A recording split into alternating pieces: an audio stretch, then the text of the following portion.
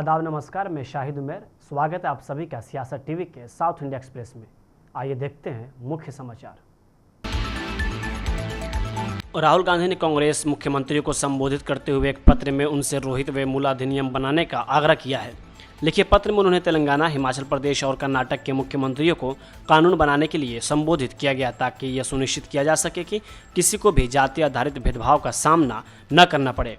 उन्होंने एक्स पर एक पोस्ट में कहा कि जब तक प्रत्येक छात्र को बिना भेदभाव के सम्मान, सुरक्षा और सम्मान अवसर नहीं मिलता, हमारी शिक्षा प्रणाली सभी के लिए निष्पक्ष नहीं हो सकती है। कर्नाटक के मुख्यमंत्री सिद्धरामैया जी को पत्र लिखने के बाद मैंने हिमाचल प्रदेश के मुख्यमंत्री सुखविंदर सिंह सुक्खू जी को और तेलंगाना के मुख्यमंत्री रेवंत रेड्डी जी को पत्र लिखा है और उनसे रोहित वेमुला अधिनियम लागू करने का अनुरोध किया है। उन्होंने दोनों मुख्यमंत्रियों को पत्र साझा करते हुए कहा, कांग्रेस हर बच्चे को शिक्षा तक समान पहुंच प्रदान करने और जातिगत भेदभाव को खत्म करने के लिए पूरी तरह से प्रतिबद्ध है।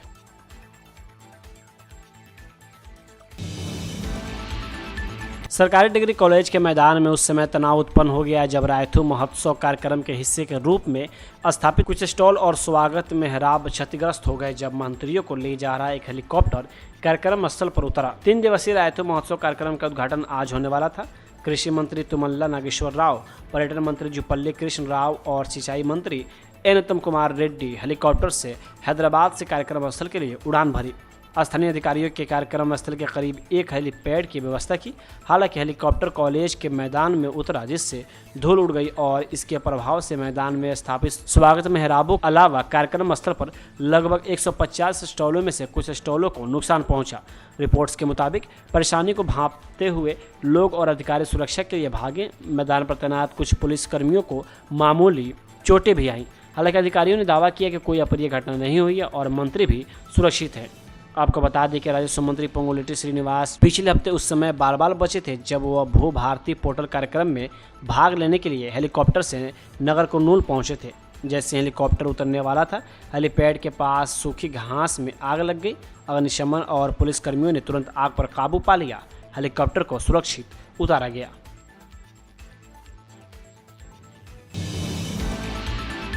लगाचेरला प्रकरण पर राष्ट्रीय मानवाधिकार आयोग की रिपोर्ट को प्रशासन के खिलाफ बहादुरी से लड़ने वाले आदिवासी किसानों और महिलाओं के लिए न्याय की दिशा में एक महत्वपूर्ण कदम बताते हुए बीआरएस के कार्यकारी अध्यक्ष केटी रामा राव ने मामले में मानवाधिकारों के उल्लंघन को उजागर करने के लिए आयोग के प्रति आभार व्यक्त किया।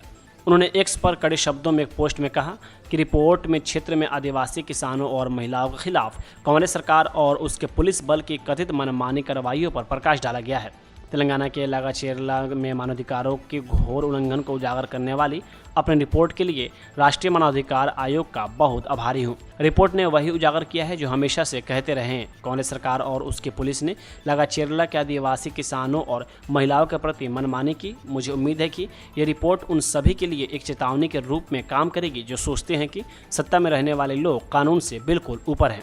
सरकारें आती हैं और जाती हैं, लेकिन सत्ता का दुरुपयोग बर्दाश्त नहीं किया जाएगा। यह उन सभी आदिवासी भाइयों और बहनों के लिए एक बड़ा पहला कदम है जिन्होंने रेवंत सरकार के खिलाफ बहादुरी से लड़ाई लड़ी। मैं उन सभी को बधाई देता हूं और तेलंगाना के लिए बीआरएस के समर्पण को दोहराता हूं। मैं रेवंत रेड्डी से लगाचेरला के किसानों से बिना शर्त माफी की मांग करता हूं।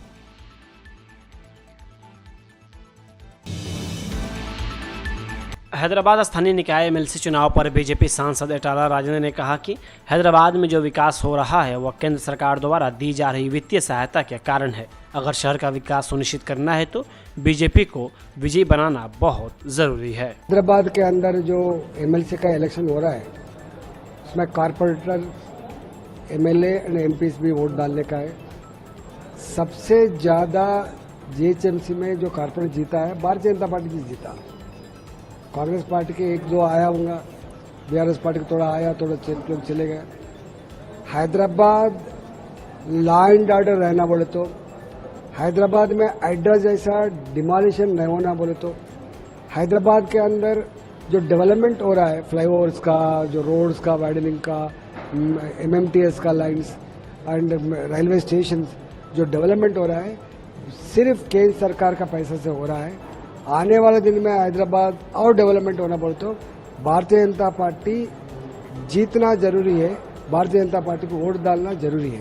सर अरे रोहित वेमुला एक्ट वो अलग है, मगर हैदराबाद सेंट्रल यूनिवर्सिटी का जमीन सेल करने के लिए जो रेवंत रेड्डी ट्राई कर रहा है, पहले तो उसको तो रोको ना, पहले तो उसको रोको ना। आज हैदराबाद के अंदर जमीन सेल करे तो ही तनख्वाह देने का पैसा नहीं है। इसीलिए बात बोलना बहुत बोलता, मगर करना में बहुत कम है।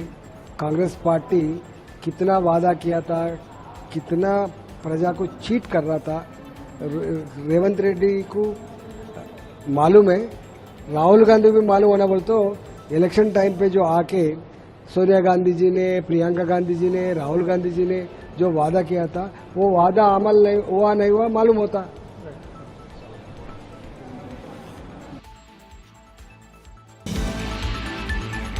58 दिनों से लगातार बचाव प्रयासों के बाद एसएलबीसी सुरंग पर ऑपरेशन समाप्त हो गया है। 12 विशेष एजेंसियों के अथक परिश्रम के बावजूद 22 फरवरी को सुरंग की छत ढहने के बाद फंसे 6 लापता श्रमिकों का पता लगाए बिना ही मिशन को खत्म किया जा रहा है। आपदा के कारण काम अचानक रुक गया। 12 सदस्यीय तकनीकी समिति जो बचाव प्रयासों की देखरेख कर रही है, उन्होंने अपने निष्कर्ष और सिफारिशें मुख्यमंत्री और प्रमुख कैबिनेट अधिकारियों को प्रस्तुत करने की योजना बनाई थी। बचाव टीमों ने सुरक्षा चिंताओं के कारण आपदा स्थल को निषिद्ध क्षेत्र के रूप में चिन्हित करते हुए उस तक पहुंच बंद कर दी है। विशेषज्ञों का सुझाव है कि इस खंड के खुदाई का प्रयास करने से लापता श्रमिकों के शव बरामद करने में मदद मिल सकती है। हालांकि यह क्षेत्र अत्यधिक अस्थिर बना हुआ है। बड़ी मात्रा में पानी अभी भी सुरंग में रिस रहा है। आगे किसी भी तरह की खुदाई से अचानक ढहने का खतरा पैदा हो सकता है, जिससे संभावित रूप से बचाव कर्मियों का जीवन खतरे में पड़ सकता है।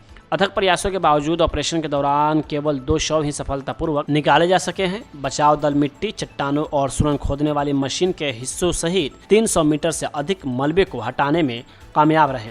शेष 43 मीटर की दूरी को खतरे के क्षेत्र के रूप में पहचाना गया, जिससे आगे खुदाई को रोका जा सके।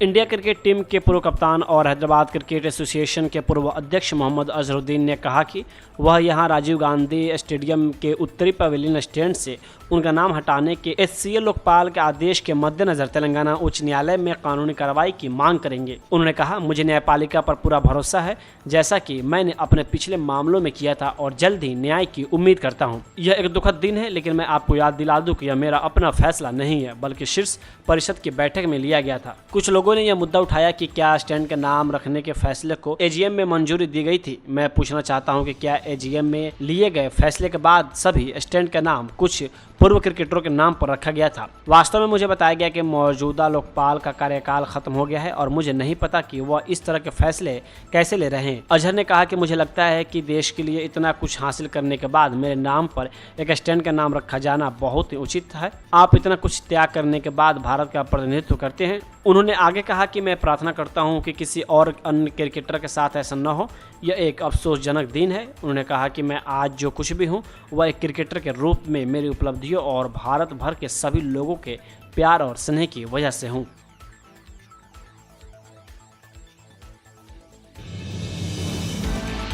बिहार के राज्यपाल आरिफ मोहम्मद खान ने ऑल इंडिया यूनाइटेड मुस्लिम मोर्चा और सेंटर फॉर पीस द्वारा आयोजित एक कार्यक्रम में एआईएमआईएम प्रमुख असदुद्दीन ओवैसी पर तीखा हमला बोला। एक बयान देते हुए उन्होंने इग्नोर करने की बात कही, लेकिन उनके लहजे से स्पष्ट था कि वे ओवैसी के बयानों से नाराज और दुखी हैं। यह बयान तब आया जब राज्यपाल खान से ओवैसी के हालिया बयानों पर उनकी प्रतिक्रिया चाही गई थी। ओवैसी ने विभिन्न मुद्दों पर सरकार की आलोचना की थी और राज्यपाल खान के अनुसार ओवैसी हमेशा विवाद पैदा करने वाले बयान देते हैं।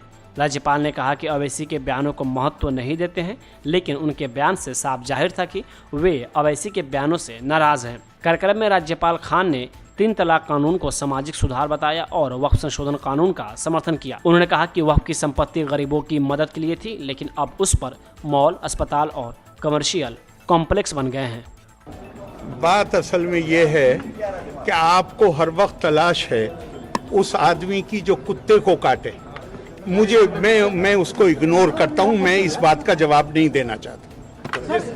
सर, राज्यपाल महोदय, वक्फ संशोधन कानून पर सर सुप्रीम कोर्ट ने मैंने बहुत बोल दिया। अब इससे ज्यादा मुर्शिदाबाद की स्थिति पर सर, मुर्शिदाबाद की स्थिति पर सर, कहीं की भी स्थिति हो, जो कोई बांटने का काम करेगा, मैंने बताया आपको, कुरान उनको कहता है कि तुम्हारे ऊपर बहुत सजा मिलेगी। तुम्हें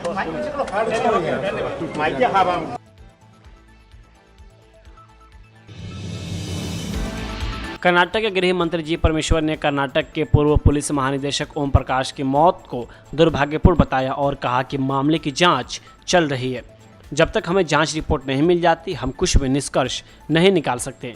एक बार जब हमें रिपोर्ट मिल जाएगी तो हम कह सकते हैं कि हत्या कैसे हुई है। जब मैं 2015 में पहली बार गृह मंत्री बना था तब वो डीजीपी थे और मेरे साथ काम करते थे। वो बहुत अच्छे इंसान थे और अधिकारी भी।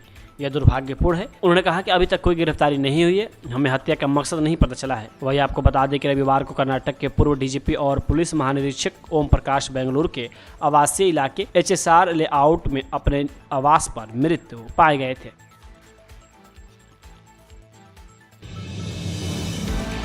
सेवानिवृत्त पुलिस महानिदेशक ओम प्रकाश की पत्नी और बेटी के खिलाफ हत्या के मामले में FIR दर्ज की गई है।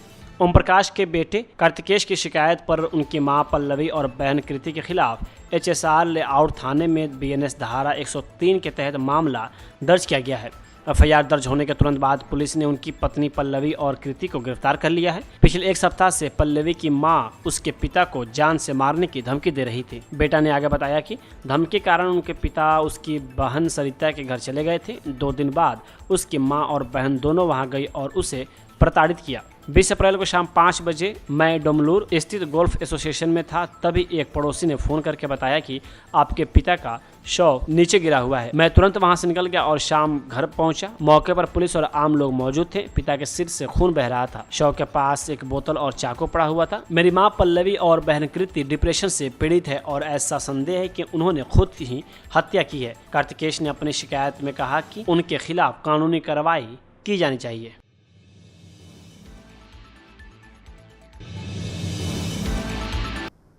साउथ इंडिया एक्सप्रेस यही होता है समाप्त। मुझे दे अब इजाज़त। बाकी खबरों के लिए बने रहें सियासत टीवी के साथ।